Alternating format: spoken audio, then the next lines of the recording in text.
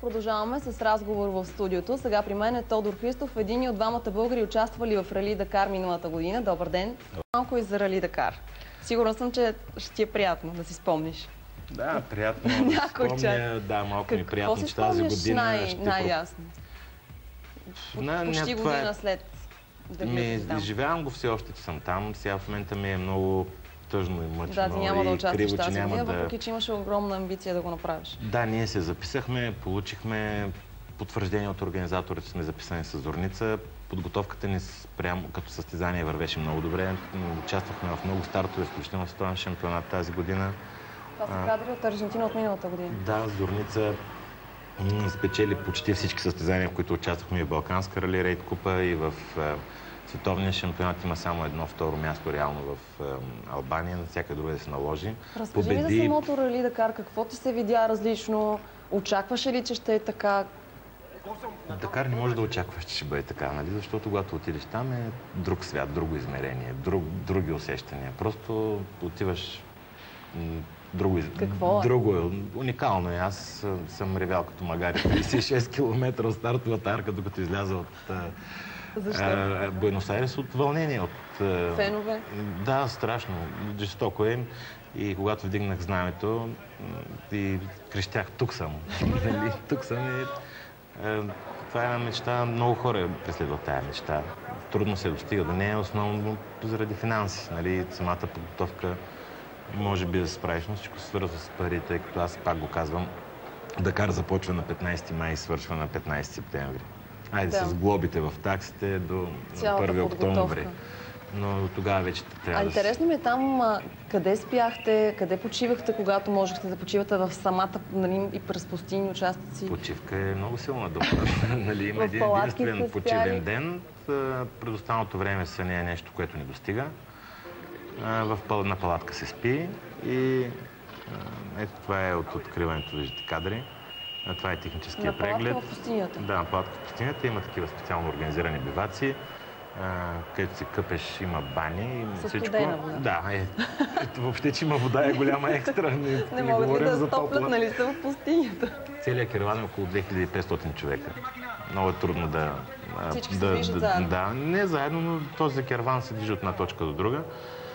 И това е, виждате, кадри от представянето, където всеки състезател преминава. Уникално. Значи 1 милион човека бяха на живо в Буенос Айрес да ни аплодират. Няма такова изживяване, няма такава мания, няма такова величие. Четох, че си давали феновете диня или... Да, те си по цялото трасе разположени и за да ме разбереш, ще ти го обясня така по...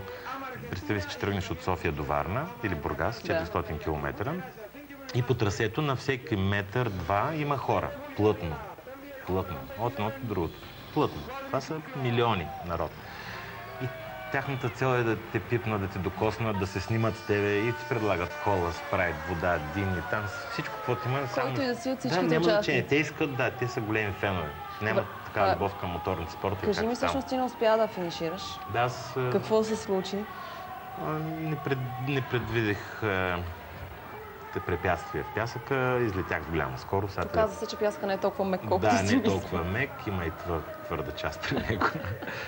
И излетях много, да. Сега три ребра не е било приятно. Аз въобще не го разбрах. Драмата започна по-нататък, по-късно. Да, ти съм се качил, си продължил, след което вече си слязал и не си можел да мръднеш. Останаха ми 30 км до финала. Това беше голямата драма за мен, която още изживявам и още... Но явно е било сериозно положението, защото разбрах, че си пренощувал, там не са посмяли да те преместят заради съмнение, че имаш нараняване на гръбнака. И когато на другия ден в Чили, в болницата, минах Но нека кажем как стигна до другия ден. Ти през нощта си спал под линейка. Да, под линейка, че беше топло под двигателя и с лекарски екип заедно. И на сутринта дойде към 10 хеликоптера, прибрани в една частна клиника в Икике, Чили. Минах ядрено-магнитни резонанси и там рентгенисти чудеса и влиза доктор Питароха, си казва: Христов, you're lucky. Така, нали? Само 3 щупени ребра, нали, защото се опасявали, за да не бъде някакво поражение по гръбнака. Да, разбира се. След 2-3 дена престой ме изпратиха по живо поздрав в България и приключи за мен състезание. Амбицията ти до година отново да отидеш с вас страхотно състезание? Аз не съм се отказвала, защото Дакар е опиум.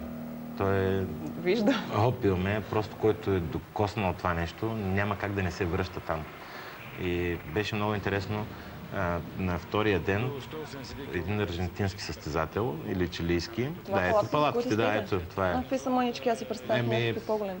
Ние трябва бързо да се разгъва и бързо да се сгъва, за да не губиш време. Добре, толкова дни. Как издържаш на това напрежение? Спиш по 3-4 часа на вече, айде първите няколко дни, адреналин държите, ама по-нататък? Много адреналина и държи. Много дълго, да. Тежко е, но затова по средата на 6-тия ден. Интересно, да. На 6-тия ден има почивен ден, в който малко се вземат хора, машини и техника, защото преходите са много тежки и дълги. Но в интересното, това е Махачек, 5-кратен победител в момента, който мина и който нашето момиче Зорница Тодорова победи тази година на едно състезание. Така че, нали, подготовката ни от към каране беше добра. Но другото, което искам да кажа, това съм аз. Да. Че в това състезание е толкова силен адреналин от мечтата, когато се сбъдне. Тоест, ти виждаш, че това ти се случва, сбъднала ти е мечтата и няма как да се отпуснеш, няма как да се случат нещата. И ще ти разкажа един факт, който започнах. На втория и на третия ден се запалва машината на един аржентински състезател, АТВ, изгоря до основи.